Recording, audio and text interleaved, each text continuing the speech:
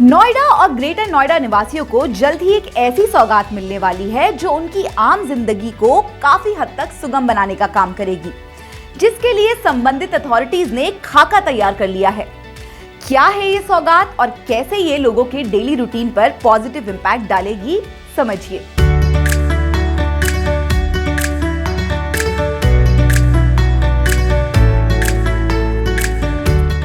नोएडा और ग्रेटर नोएडा के बीच कनेक्टिविटी को और मजबूत करने के लिए एक एक्सप्रेसवे बनाने की प्रोसेस स्टार्ट हो गई है। इसके लिए national highway authority of India planning कर रहा है। इस संबंध में बुधवार को नोएडा अथॉरिटी ने इरिगेशन डिपार्टमेंट के साथ सर्वे किया। दोनों डिपार्टमेंट की टीमों ने सेक्टर 94 से सेक्टर 135 तक सर्वे किया। इसकी रिपोर्ट तैयार कर टेक्निकल एनालिसिस के लिए भेजा जाएगा। दरअसल नोएडा ग्रेटर नोएडा एक्सप्रेसवे पर पीक आवर में ट्रैफिक काफी बढ़ जाता है, जिससे राहगीरों को दिक्कतों का सामना करना पड़ता है। आने वाले समय में एक्सप्रेसवे के किनारे 6-7 नए सेक्टर बसने वाले हैं और उनमें कुछ इंडस्ट्रियल एक्टिविटीज शुरू हो जाएंगी। इस वजह से प्रेशर और बढ़ेगा। बता दें कि इस एक्सप्रेसवे को बनाने के पीछे एक मकसद अगले साल स्टार्ट हो रहे नोएडा इंटरनेशनल एयरपोर्ट की दिल्ली और नोएडा से सीधे कनेक्टिविटी एस्टैब्लिश करना भी है।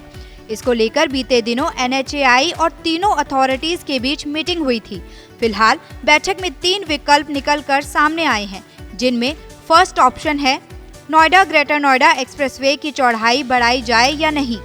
सेकंड, एक्सप्रेसवे के ऊपर से ही एलिवेटेड रोड निकाली जाए। और थर्ड, यमुना नदी के किनारे सेक्टर 94 से पुश्ता रोड पर एलिवेटेड रोड बनाई जाए। अगर बात करें पहले विकल्प की, तो नोएडा ग्रेनो एक्सप्रेसवे की चौड़ाई के लिए जमीन अवेलेबल नहीं है।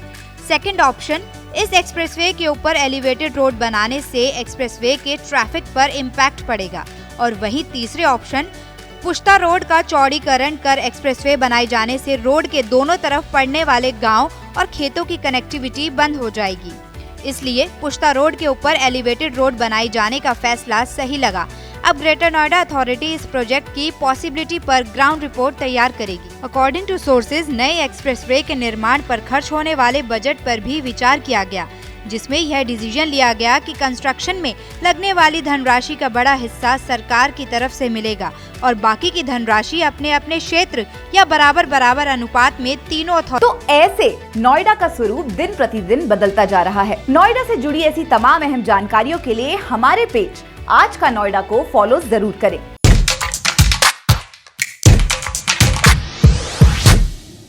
नोएडा के डेवलपमेंट में अब 4 चांद लगने वाले हैं।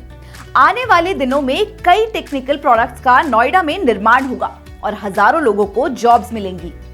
क्या है पूरा प्लान और उसे एग्जीक्यूट करने के लिए क्या कुछ किया जा रहा है, देखिए। नोएडा इंटरनेशनल एयरपोर्ट नोएडा में संभावनाओं का नया दौर लेकर आ रहा है। जल्द ही नोएडा इंटरनेशनल एयरपोर्ट के पास जापानी टाउनशिप बनाई जाएगी। इसके लिए यमुना अथॉरिटी ने सेक्टर 32 और सेक्टर 10 में जमीन सेलेक्ट कर लिया है। इस टाउनशिप का निर्माण 500 एकड़ जमीन पर किया जाएगा। साथ ही इसे इंडस्ट्रियल एरिया के रूप में डेवलप किया जाएगा। इसके लिए जापान की 11 कंपनियों ने सिलेक्टेड लैंड का दौरा कर चुकी है। दरअसल इस साल के फरवरी में लखनऊ में हुए ग्लोबल इन्वेस्टर्स समिट में जापान के इंडस्ट्रियल ग्रुप ने एयरपोर्ट के पास जापानी सिटी बनाने की इच्छा जाहिर की थी। उस समय FDI पॉलिसी नहीं बनने की वजह से मैटर बीच में फंसा हुआ था। बाद में सरकार ने FDI पॉलिसी बना दी और जापानी इन्वेस्टर्स को फाइनली 500 एकड़ की जमीन पर जापानी टाउनशिप डेवलप करने की परमिशन मिल गई। यहाँ एक ही जगह पर सभी प्रकार की फैसिलिटीज प्रोवाइड की जाएगी। यहाँ पर semiconductor, chip, camera, AI equipment और इलेक्ट्रॉनिक्स प्रोडक्ट बनाने वाली कंपनियां आएंगी। इन फॉरेन कंपनीज की तरफ से 1000 करोड़ रुपए से ज्यादा का इन्वेस्टमेंट होगा।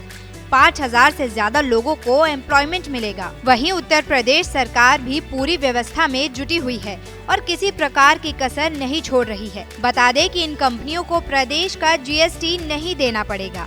यूपी सरकार यहां काम करने वाले वर्कर्स के रहने की व्यवस्था पर 10 करोड़ रुपए खर्च करेगी और बिजली ड्यूटी पर 5 सालों तक 100% छूट देगी। साथ ही R&D के लिए 2 करोड़ रुपए सरकार देगी। वहीं इस पर यमुना अथॉरिटी के CEO अरुणवीर सिंह ने कहा कि वैश्विक निवेश सम्मेलन में जापान की कंपनियों ने यहां पर उद्योग लगाने की इच्छा जाहिर की थी।